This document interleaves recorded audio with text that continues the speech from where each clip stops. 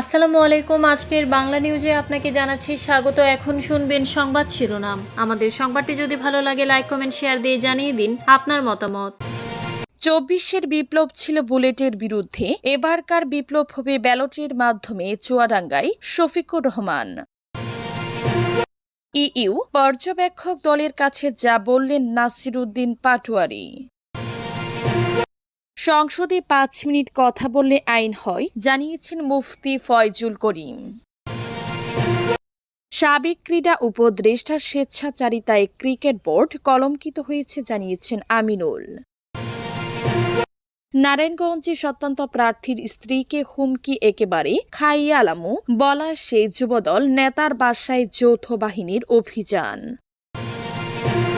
হিন্দু মুসলিম ভাই ভাই স্লোগানে বিএনপিতে যোগ দিলেন ৪ শতাধিক সনাতন ধর্মাবলম্বী। ২৪-এর বিপ্লব ছিল বুলেটের বিরুদ্ধে, এবারকার বিপ্লব হবে ব্যালটের মাধ্যমে চুয়াডাঙ্গায় শফিকুর রহমান। জামায়াতে ইসলামের আমির শফিকুর রহমান বলেন, ২৪-এর ৫ আগস্টে যেমন একটি বিপ্লব হয়েছিল, আবার ২৬-এর ১২ ফেব্রুয়ারি আরেকটা বিপ্লব ঘটতে হবে। ২৪-এর বিপ্লব ছিল বুলেটের বিরুদ্ধে, এবারকার বিপ্লব হবে ব্যালটের মাধ্যমে দেশে ন্যায় ও ইনসাফ কায়েম করার জন্য, দুর্নীতি মুক্ত বাংলাদেশ গড়ার জন্য, আধিপত্যবাদ থেকে বাংলাদেশকে মুক্ত করার জন্য, চাঁদাবাজি এবং হয়রানিমূলক রাজনৈতিক পুরনো ব্যবস্থাকে তছনছ করে দেওয়ার জন্য। সোমবার বিকেলে চুয়াডাঙ্গার টাউন ফুটবল ময়দানে নির্বাচনী জনসভায় প্রধান অতিথির বক্তব্যে জামায়াতের আমির কথা বলেন।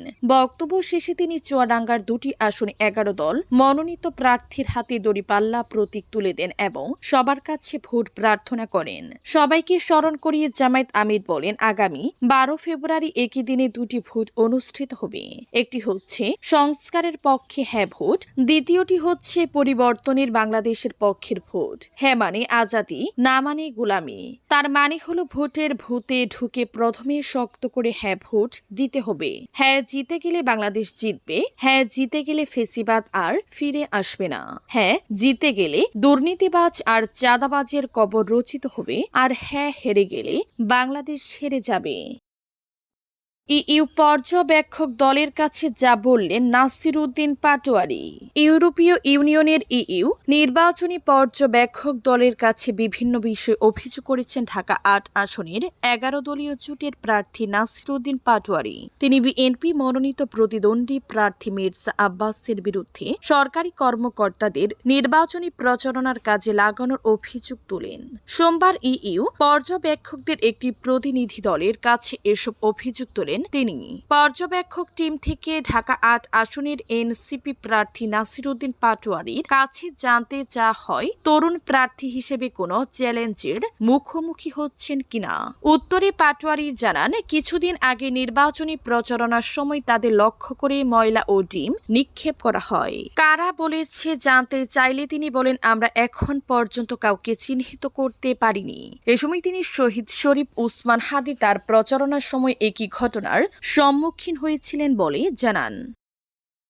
সংসদে ৫ মিনিট কথা বললে আইন হয়, জানিয়েছেন মুফতি ফয়জুল করিম। বরিশাল ৫ আসনের ইসলামী আন্দোলনের প্রার্থী ও দলটির সিনিয়র নায়েবে আমির মুফতি সৈয়দ মুহাম্মদ ফয়জুল করিম বলেছেন, সংসদের বাহিরে ১০০০ মিনিট কথা বললেও কিছু হয় না, কিন্তু সংসদে ৫ মিনিট কথা বললে আইন হয়, অধিকার বাস্তবায়ন করা যায়। সোমবার সন্ধ্যায় নগরীর হাতিম আলী কলেজ চৌমাথা এলাকায় পথসভায় কথা বলেন তিনি।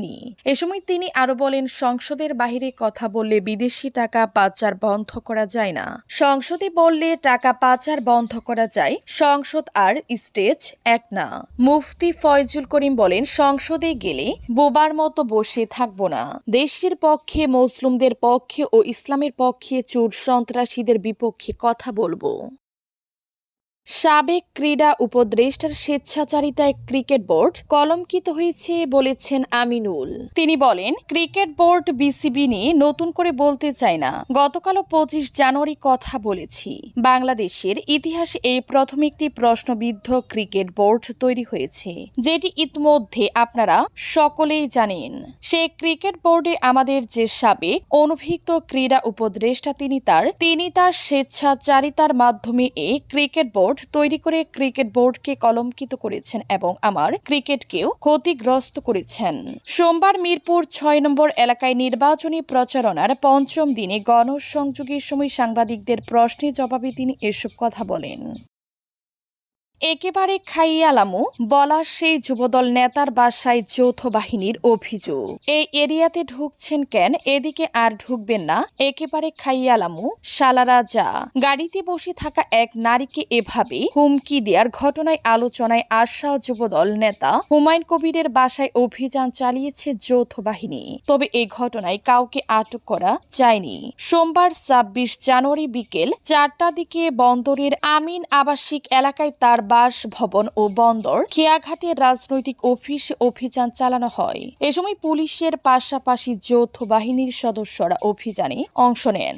এর আগে নারায়ণগঞ্জ ৫ শহর বন্দর আসনে স্বতন্ত্র প্রার্থী মাকসুদের স্ত্রী ও নির্বাচনী এজেন্ট মুসাম্মদ নার্গিস আক্তারকে হুমকি দেওয়ার অভিযোগ উঠে বন্দর থানা যুবদলের সাবেক সাংগঠনিক সম্পাদক হুমায়ুন কবির এবং যুবদলের কর্মী হিসেবে পরিচিত সজীব নামে এক যুবকের বিরুদ্ধে। পরে হুমকি দেওয়ার এই ভিডিওটি ছড়িয়ে পড়ে সামাজিক যোগাযোগ মাধ্যমে। এই ঘটনায় সহকারী রিটার্নিং কর্মকর্তার কাছে জমা দেওয়া অভিযোগে নার্গিস উল্লেখ করেন, গত শুক্রবার সকালে বন্দর খিয়াঘাট এলাকায় স্বতন্ত্র প্রার্থীর বিলবোর্ড স্থাপন করতে গেলে প্রতিদ্বন্দ্বী বিএনপি প্রার্থী আবুল কালামের লোকজন বাধা দেয় এবং মারমুখী আচরণ করে। এতে সেখানে বিলবোর্ড স্থাপন করা সম্ভব হয়নি। পরে সকাল 11:30টার দিকে নারায়ণগঞ্জ সিটি কর্পোরেশন ২২ নম্বর ওয়ার্ডের আমির আবাসিক এলাকাতে গণসংযোগকালে একই প্রার্থীর সমর্থকদের বাধার মুখে পড়েন নার্গিস। তিনি বলেন, আমি পথচারীদের মাঝে লিফলেট বিতরণের মাধ্যমে গণসংযোগ করতে গেলে আমাকে প্রতিপক্ষ বিএনপির প্রার্থী অ্যাডভোকেট আবুল কালামের লোকজন সন্ত্রাসী কায়দায় বাধা দিয়ে কর্মসূচি পণ্ড করে দেয় এবং সেখানে আর কোনোদিন গণসংযোগ করতে দিবে বলে হুমকি দেয়। এ সময় হুমায়ুন কবির নামে এক যুবক হুমকি দিয়ে বলেন, এই এরিয়াতে ঢুকছেন কেন? এদিকে আর ঢুকবেন না। একেবারে খাইয়ালামু শালারা যা।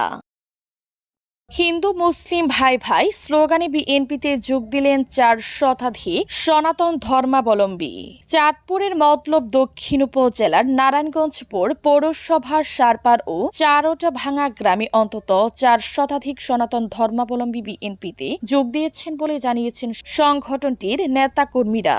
সোমবার ২৬ জানুয়ারি বিকেলে নারায়ণপুর পৌরসভার নারায়ণপুর ডিগ্রি কলেজ রোড সংলগ্ন মাঠে ধানের শীষের নির্বাচনী পথসভায় তারা দলে যোগদান করেন। এ সময় হিন্দু মুসলিম ভাই ভাই ধানের শীষে ভোট চাই স্লোগানে মুখরিত হয়ে সভাস্থল। স্থানীয় ও দলীয় সূত্রে জানা গেছে, সোমবার ডিগ্রি কলেজ রোড সংলগ্ন মাঠে ধানের শীষের প্রার্থীর নির্বাচনী পথসভা অনুষ্ঠিত হয়।